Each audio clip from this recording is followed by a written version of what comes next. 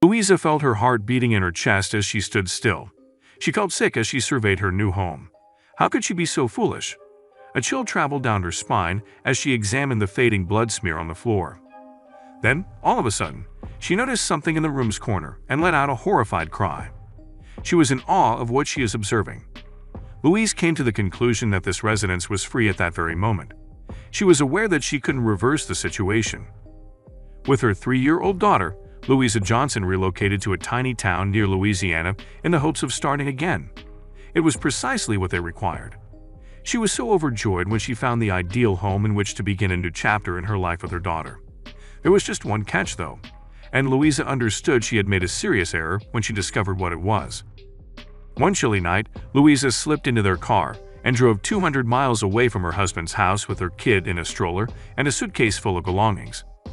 Louisa arrived in her new town with her daughter sound sleeping. She immediately believed that things could only get better, but she was terribly mistaken. While searching for a job and a place to reside, Louisa and her kids stayed with a friend.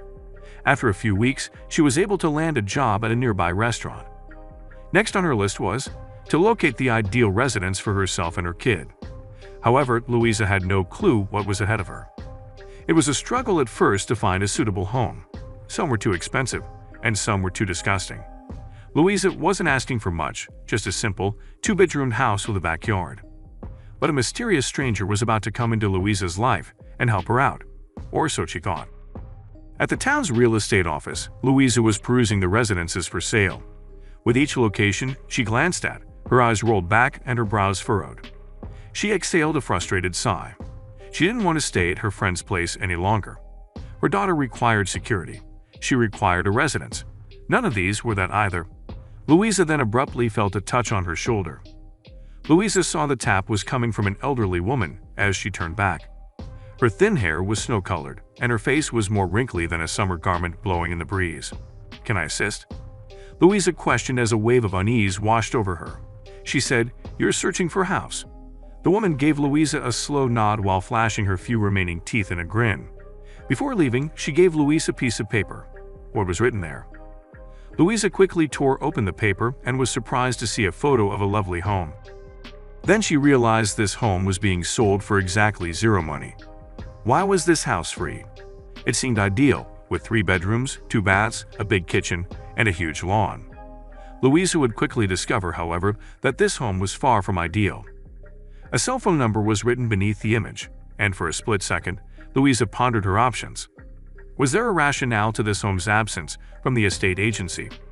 Should she even listen to advice from an unknown person? She put her concerns aside and pulled out her phone. She made the call while feeling both anxious and excited. But Louisa had no idea that she would later regret making that particular call. The phone eventually picked up after nearly a minute of waiting, and Louisa heard hello in her ear. She instantly greeted everyone and declared her interest in the property seen on the newspaper. When Mikey, the seller, learned Louisa was interested in the property, he was ecstatic. Louisa complied when he asked she come over right immediately. No harm could come to her, but she would soon come to understand that was not at all the case. As Louisa drove to the house's address, she could already feel butterflies in her stomach. The drive was quite long. This house was further out than she had hoped, but she didn't care. As she pulled up, Louisa was utterly gobsmacked with how huge the house was in real life. Louisa was already sold. What could be wrong with this? She quietly muttered to herself. But Louisa was going to find out soon enough. As Louisa pulled in, she saw a man standing at the front of the house. While Louisa got out, the man came rushing over. A gigantic smile slapped on his face. "You must be Louisa, and I'm Mikey," the man said. The two introduced themselves, and Mikey swiftly kicked off the tour of the house. Louisa set foot inside her potential new home, not knowing what was about to happen. Walking around the house, Louisa reveled in the excitement. She could already picture her daughter playing in the backyard and herself baking cookies in the stunning Victorian kitchen. Accompanied by Mikey, Louisa could tell he was enjoying her excitement and optimism for this house. Maybe he was just happy for her. But Louisa had no idea what Mikey's hidden agenda was. The house needed some work, but nothing too drastic. A few coats of paint and a tidy up. Louisa saw a dark red stain on the living room floor, but that was nothing a bottle of bleach couldn't fix. After seeing every area of the house, Louisa was confident she was making the right decision. But little did she know she was making a huge mistake. Mikey completed his tour of the house and then started to explain its history to Louisa. This house was his grandmother's, and unfortunately, she passed away a few years ago. Louisa was sad to hear that. She lost her grandfather a few years ago, so she could sympathize with Mikey. The two then went into the living room to discuss the house over coffee, but she had no idea what was coming. Sitting in the living room amongst the gorgeous furniture and spacious rooms, Louisa felt this house was too good to be true. Why would a house like this be given away for free?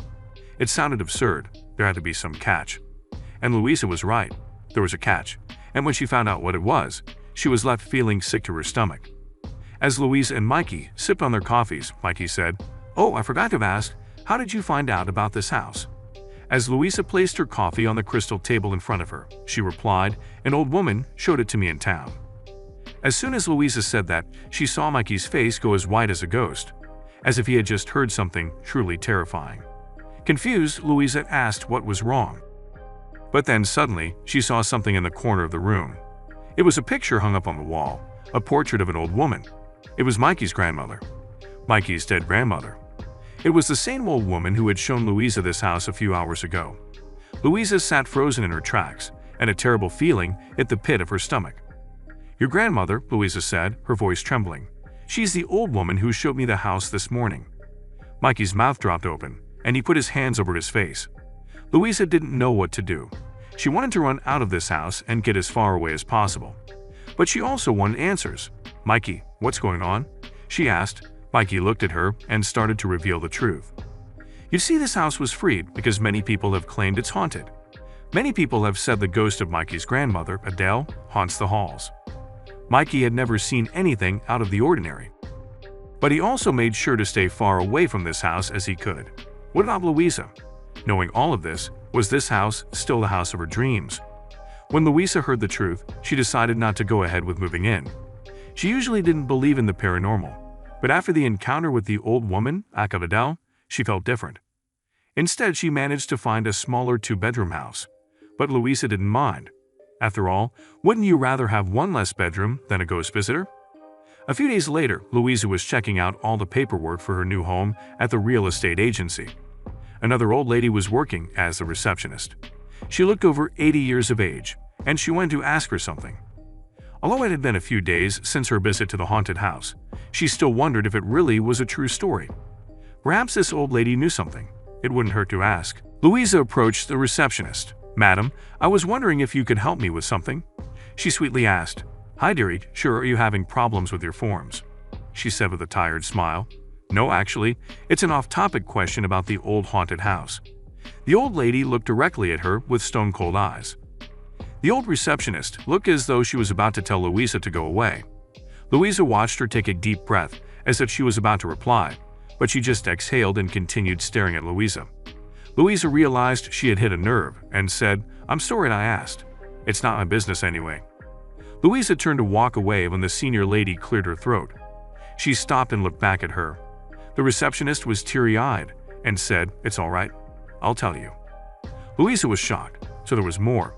She knew there must be a genuine reason for the house's dilapidation. It can't be haunted, she thought. It all happened a few years ago. The old receptionist started. The family that was living in the house was normal. They were a friendly bunch, always playing games in the park, always outside. But one day, something happened to the owners. Louisa listened intently. "What happened?" Louisa asked. "They disappeared, dear," she said, her eyes staring into the distance. "Gone." Poof, the old lady wiggled her bony finger in the air.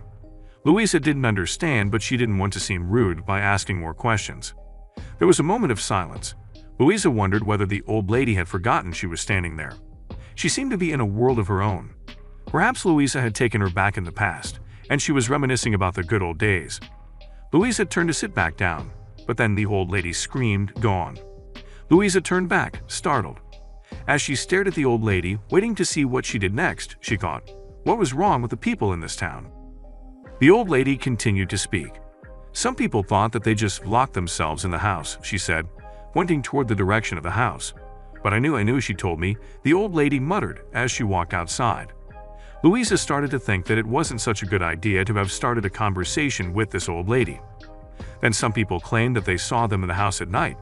She continued with her eyes wide like an owl. Some people said they saw shadows dancing at night. Louise looked confused. She loved to dance all night, she finished in a weary tone, her eyes drifting off again. Louisa wondered whether the old lady knew what she was talking about. It's just a scary story. Do you have a bathroom around here? She said, trying to change the subject. The old receptionist just smiled and said, You think I'm talking hogwash, dear? Louisa was a bit embarrassed. No, it's just that I was. She cut her off. Going to buy that house, right? Or take it rather. Yeah, there's a reason why nobody wants to live in it, dear. I saw it with my own 2 eyes. What? Louisa shouted in a shocked tone. You believe in ghosts, madam? You really think that place was haunted? The old lady answered, Dear, I'm old, but I'm not dead. My eyes have seen more than they would have wished to, but I can't deny it. Well, I don't believe in ghosts, madam, she said with distinction. That's fair enough, but you still went to view the property because you thought it was free. It's funny what people choose to believe if it fits in their budget, she said with a smirk. Louisa did not know what to say. She couldn't believe that the old lady had said that. Sometimes when we really need help, the universe sends messages to remind us that we are not alone. Like the lady that came to tell you about the house, right? Louisa was a bit embarrassed. No, it's just that I was.